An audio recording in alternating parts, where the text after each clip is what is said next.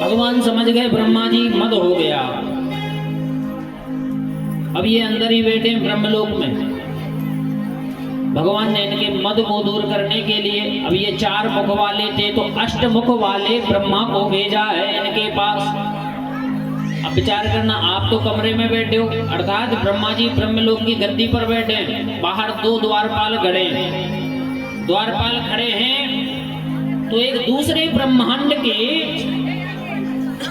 8 खोपड़ी वाले ब्रह्मा आ गए। कितनी खोपड़ी वाले? 8 सिर वाले ब्रह्मा उपस्थित हो गए।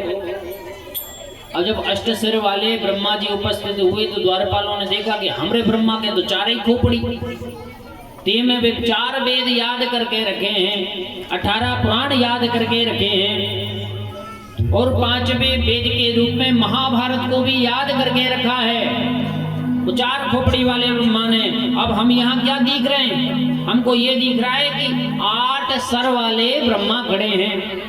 एक द्वारपाल बड़े भागते भागते अंदर गया। महाराज, ब्रह्मा जी ने कहा क्या बात है कि महाराज एक अनंत ब्रह्मांड के ब्रह्मा आपसे मिलना चाहते हैं, आपका दर्शन करना चाहते हैं। कहा कि भेजो। ब्रह्मा जी को इतना मद हो गया था अपनी वेदवाणी पर कि हमसे बड़ा ज्ञानी और कोई नहीं है। ब्रह्मा जी 8 मुख वाले अंदर गए तो देख करके रह गए। ब्रह्मा जी की हमरे 4 खोपड़ियां, इनके 8 खोपड़ियां। और जब उन्होंने 8 खोपड़ी से इतनी सुंदर स्तुति को गाया,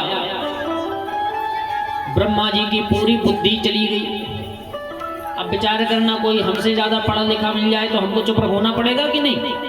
भाई हो सकता है बहुत विद्वान हो तो हमको चुप होना पड़ेगा। ऐसे ही ब्रह्मा जी समझे कि हम बहुत पढ़े लिखे हैं, वो ब्रह्मा जी के सामने स्वांतः अपने मन को सुख देने के लिए अपने आप में बड़वानी तो कर रहे हैं, लेकिन अब प्रस्वंतः, अरे दूसरा भी इतना विद्वान है।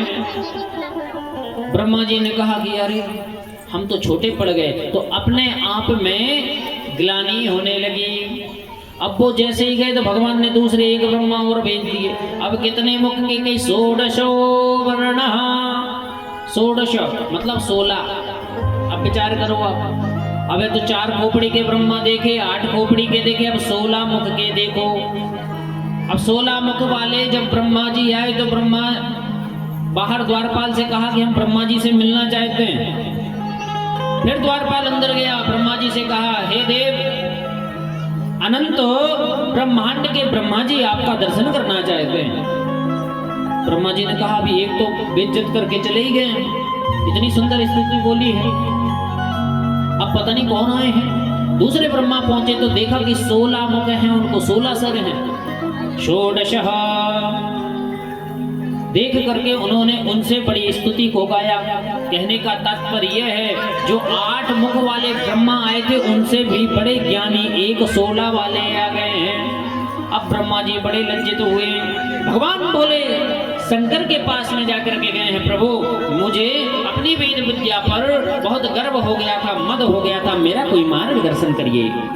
भगवान भोलेनाथ कहते हैं, एक ही मार्गदर्शन है क्या? का रेवा के तट पर जाकर के स्वयंभू नाम के पार्थिव शिवलिंग का स्थापित कर देना, उनकी पूजन करना, वहीं जाकर के तुम्हारा कल्याण होगा। वहीं श्री ब्रह्मा जी कहते हैं शुक्लेश्वर तीर्थ में स्वयंभू को विराजमान करके उनकी स्थापना की है। तत्पश्चात में यहाँ ब्राह्मण भोजन भी कराया है। ब्राह्मण भोजन कराने पर भी बहुत बड़ा फल है। यहाँ पर कई लोग केवल भंडारा करने ही जाते हैं, वहाँ केवल पर भोजन करने के लिए भंडारा करते हैं वहाँ, क्योंकि एक श्वेत नामक राजा थे विदर्भ देश के। ब्रह्मा जी जब स्वयंभू को स्थापित कर रहे थे उस समय यजमान के स्वरूप में विदर्भ देश के राजा आए थे, श्वेत नाम जिनका था। उन्होंने कहा, महाराज यहाँ स्थापना करने से पूर्व मैं यहाँ का मुख्य यजमान बनना चाहता हूँ। विचार करना, बहुत ध्यान से सुनना। श्वेत नामक राजा जब यजमान बन गए। आखिरी दिन था उस यज्ञ कार्य का। तो आखिरी दिन क्या है, ब्राह्मण भोजन होता है कि नहीं होता? सब जगह होता है। अरे ब्राह्मण भोजन, कम से कम जितना सामर्थ्य होता है उतना तो भोजन लोग भंडारा करवाते हैं। तो वहां भी श्वेत नामक जो राजा थे, उन्होंने भंडारा का ऐलान नहीं किया। भंडारा का ऐलान नहीं किया। स्वयंभू ने देखा कि भंडारे का ऐलान नहीं हुआ है, और जो भोजन यहाँ दान में देता है उसको परलोक में भी भोजन प्राप्त होता है। नहीं तो मैंने आपसे कल एक और कथा कही थी, क्या कि आपने दान अगर अपने लिए कुछ नहीं दिया तो अपन मरने के बाद में अपना ही शव अपन को खाना पड़ता है।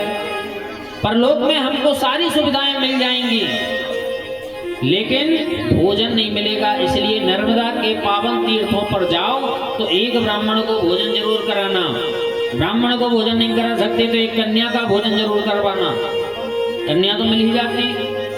कन्या अगर नहीं मिलती है तो घर से जो भी थोड़ा बहुत कुछ पकवान बना करके अगर आप ले जाते हैं तो उसी पकवान में से एक कन्या को प्रसाद रूप में दे देना, कम से कम वह पा सके। अगर आपने नर्मदा के पावन तट पर थोड़ा सा भी भोजन करवाया है तो यह निश्चित रूप से आपके परलोक में भी भोजन की व्यवस्था बन जाती है। आपने माँ रेवा के तट पर अगर भोजन किसी ब्राह्मण को नहीं करवाया, किसी कन्या को आपने भोजन नहीं करवाया तो परलोक में आपको भोजन की व्यवस्था नहीं मिलती। इसलिए इतना ध्यान रखना चाहिए।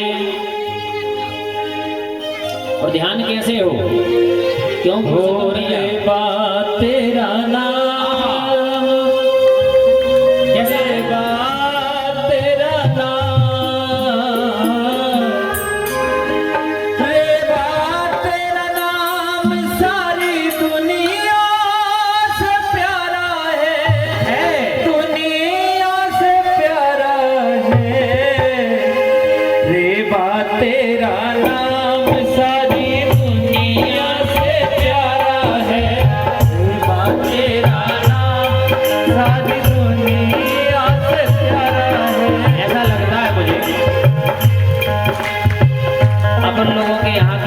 रेवा मैया का नाम पसंद ही नहीं है, नर्मदा मैया का नाम पसंद नहीं है। क्यों भैया नर्मदा मैया का नाम पसंद नहीं है आपको?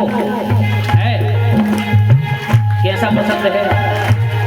अगर पसंद है तो ताली बजाओ ना, दोनों हाथों को ऊपर उठाकर। रेवा तेरा नाम सारी दुनिया से प्यारा है, रेवा तेरा नाम सारी दुनिया से प्यारा है।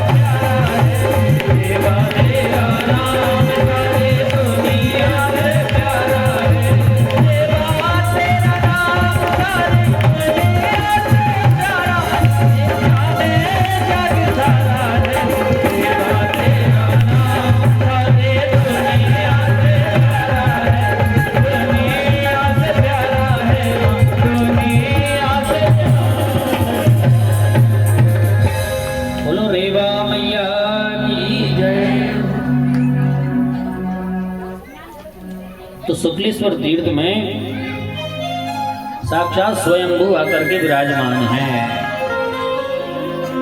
यहाँ से आगे बढ़ते हैं तो ऋचावर घाट आता है, सिनोरी संगम आता है। ऋचावर में कहते हैं ऋक्षराज भी आए हैं। इनकी वशिष्ठ संहिता में बड़ी सुंदर कथा प्राप्त होती है ऋचावर में। आगे चलते हैं, सिनोरी संगम है, करौंदी घाट है, बेलथारी घाट है, घाट बहुत है। पर कहते हैं ना, कथाएं तो इतनी हैं, दिन कम पड़ जाए, समय कम पड़ जाए, पर कथाएं बंद नहीं होती। और कहते हैं ना, एक समय होता है वहां तक पहुंचने का, होता है कि नहीं। कई नियम है कि सप्त दिन में उन कथाओं का स्पर्श करते हुए भी जाओ, पर जाना चाहिए। उनकी कथाओं विस्तार ना कर सको तो भी स्पर्श अवश्य करना चाहिए, छोड़ना नहीं चाहिए। क्योंकि कथाएं धीरे धीरे बढ़ती चली जाती हैं, यहाँ इस घाट से उस घाट पे पहुंच जाओगे। इसलिए तो कहा जाता है कि कोई भी पुराण हो, जिस पुराण का आपने संकल्प लिया हो, भाई कथा तो आप लोग सुनो, लेकिन कथा के सानिध्य में पाठ भी हो। जैसे हमारे परम आदरणीय कुछ गुरुदेव पाठ कर रहे हैं, क्योंकि पाठ पूरा होता है। कथाएं तो यहाँ फिर आगे बढ़े, लेकिन पाठ पूरा होना चाहिए। चाहे भागवत की पुराण हो, चाहे नर्मदा पुराण हो, स्कंद पुराण हो, शिव पुराण हो, श्रीमद् देवी भागवत हो, या श्री रामचरितमानस का नवह पुराण भी क्यों ना हो, पाठ अति आवश्यक है, पाठ करना चाहिए।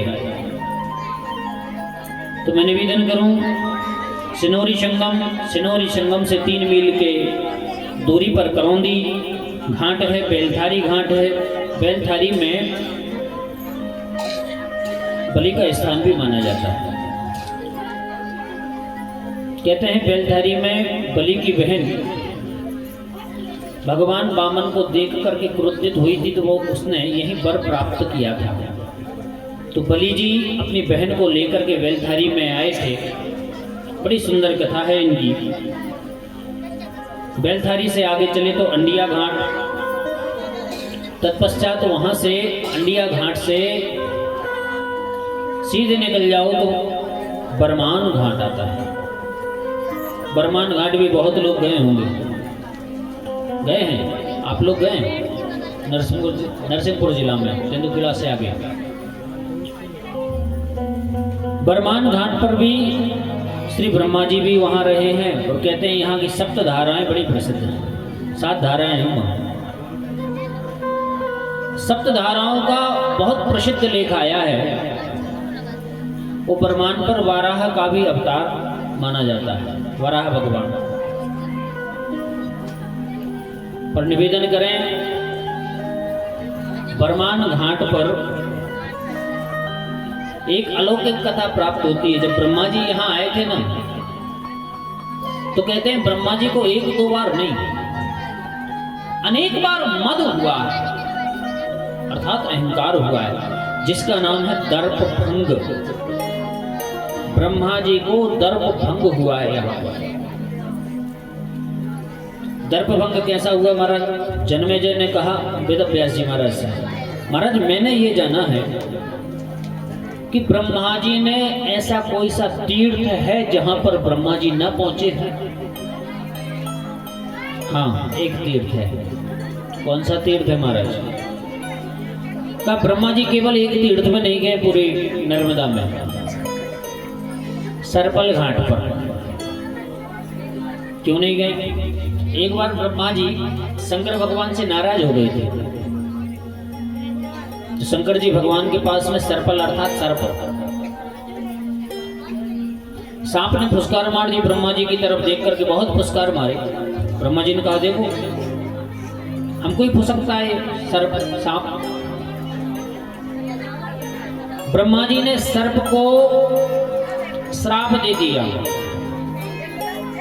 अब जब किसी को श्राप लग जाता है तो 1-2 नहीं, बहुत इकट्ठे होते हैं, मीटिंग करते हैं, बेवजह हमको श्राप दिया। सर्पों ने मीटिंग रखी, सर्पल घाट पर सर्पों ने मीटिंग रखी कि देखो हम तो शंकर भगवान के गले में रहते थे, हम तो कुछ नहीं बोलते थे, पर इन्होंने शंकर भगवान के विषय में गलत बोला तो हमने फुसकार मार दी, तो हमको श्राप दे दिया। अब जब श्राप दे ही दिया तो फिर क्या करें? तो सर्पल घाट पर समस्त सर्पों की एक मीटिंग हुई। देखिए, सांपों को अगर विष नहीं होता तो हम और आप लोग डरते नहीं, उसको डरते क्या, लेकिन जरा सा विष उनमें है, इसलिए हम और आप डरते हैं। एक दिन शंकर भगवान सर्प से पूछते हैं, आखिर तुमने हड़ताल क्यों कर दी, कैलाश पर्वत पर आना छोड़ क्यों दिया? कहा कि महाराज अब हमको आना ही नहीं, आपकी नौकरी भी नहीं करनी। क्यों? हमको इसलिए नहीं करनी कि आपकी कोई उपासना करता है तो हमको बर्दाश्त नहीं होता। ब्रह्मा जी ने आपका उपहास किया, हमको बर्दाश्त नहीं हुआ। फिर कहाँ चले गए? कि सर्कल घाट पर हम रुके हुए हैं, सर्पल। अरे कुछ तो आ जाओ। तो जितने भी सर्प थे वह सब जाकर के वहां मीटिंग किए। किसी ने पूछा कि भगवान भोलेनाथ की कृपा से ही तुमको तो विष मिला है, तभी तो लोग डरते हैं, नहीं तो अगर लोग नहीं डरते। कुछ लोग ऐसे खूंखार भी होते हैं, हमको पता है कि सर्प के अंदर विष होता है, फिर भी देख लेते हैं तो कुचल देते हैं उनको। तो सबसे पहले मुंह ही कुचलते हैं, कुचलते हैं कि बढ़िया डंडा लिया और मुंह कुचलते हैं सर्प का। महाराज हमसे ऐसी कौन सी गलती हो गई जो हमारा मुंह कुचलाया जाता है? अरे हम बिना उसके किसी को फूकते नहीं है, काटते नहीं। देखिए, जब तक हम उपद्रव नहीं करते हैं सर्प का, जब तक सर्प आपको काटता नहीं है। कुछ उपद्रव आप करोगे तभी सर्प फुसकार भरेगा। ज्यादातर तो फुसकार भरते हैं, उसमें ही हम लोग डर जाते हैं। सर्प की आंखें इतनी तेज होती हैं कि वह भूलता नहीं है। अगर आपने आज उसको छेड़ा है तो उसको याद रहता है, उसके अंदर छवि बन जाती है, तब जाकर के सर्प किसी को काटता है। जो बहुत कोई अगर परेशान करता है तब सर्प काटता है, नहीं तो सर्प काटता नहीं है किसी को। मीटिंग में यही तो साबित हुआ था कि देखो तुमको सर्प जरूर है, विष भी दिया है, तो महाराज हम अगर फुसकार मारना भी छोड़ देंगे तो लोग कितना हमारा मुंह कुचलेंगे। अगर सर्प फुसकार मारना छोड़ दे तो नित्य आए प्रति रास्ते में बहुत सर्प मरे पड़े मिलेंगे, लेकिन थोड़ा बहुत डर लगता है ना हमको। फुसकार मार देता है, ऐसे ऐसे फनेला देता है, हम लोग डर जाते हैं, अरे काट देगा। वो भाई अपना बचाव तो करेगा कि नहीं करेगा? तो आज सर्पल घाट पर श्री मार्कंडेय भगवान कहते हैं ब्रह्मा जी वहां नहीं जाते। सर्प श्राप देने के बाद में वहां गए ही नहीं।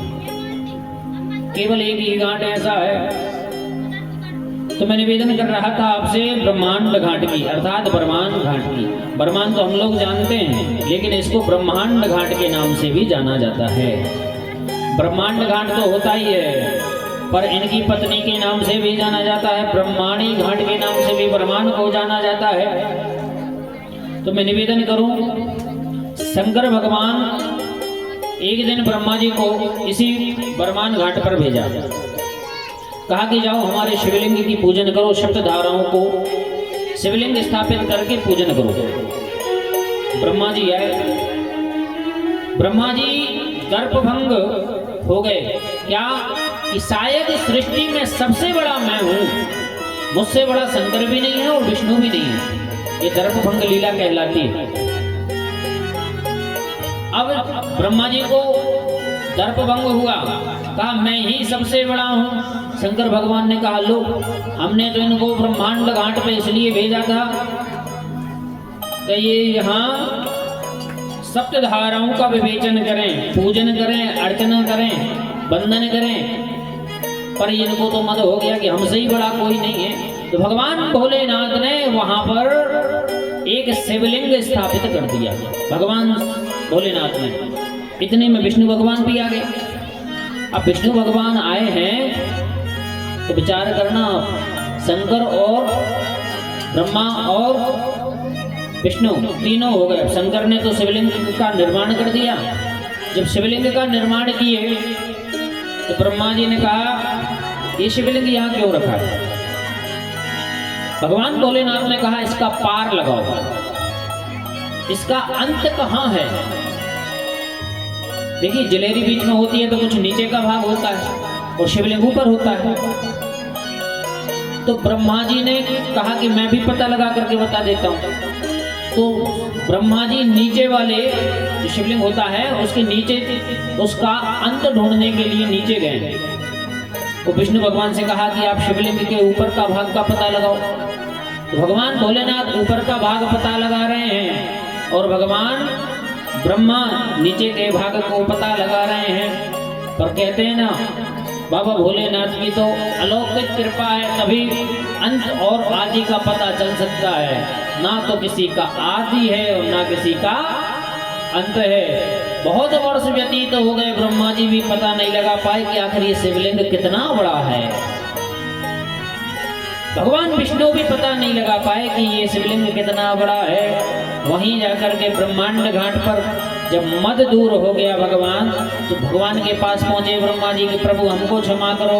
तब शक्त धाराओं में वहां 7 शिवलिंगों का निर्माण कराया गया है, जहां आज भी पूजन होती है। तो आइए हम और आप मिलकर के बरमान घाट की ओर चलें, कि बरमान घाट अच्छे से ले जाते हैं। आइए इनकी गाड़ी में बैठ जाते हैं अपन भी और हिलते डुलते वहीं पहुंच जाते हैं। बरमान घाट पे चलते हैं। चलें भैया, कैसे चलें?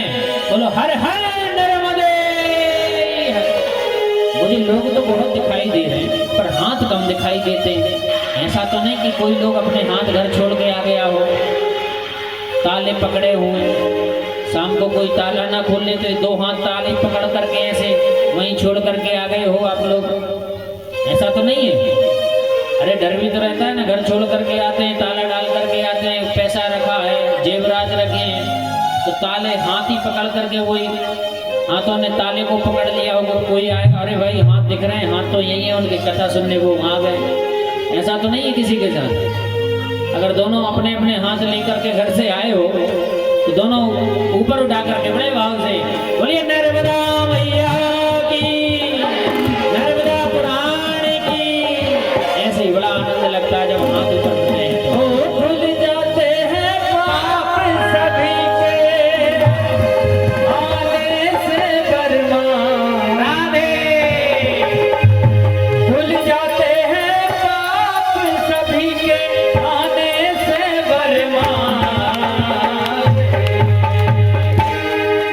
नर्मदा में करता है कोई स्नान, माई नर्मदा में करता है कोई स्नान, माई नर्मदा में करता है जो कोई स्नान रे, माई नर्मदा में करता है जो कोई स्नान।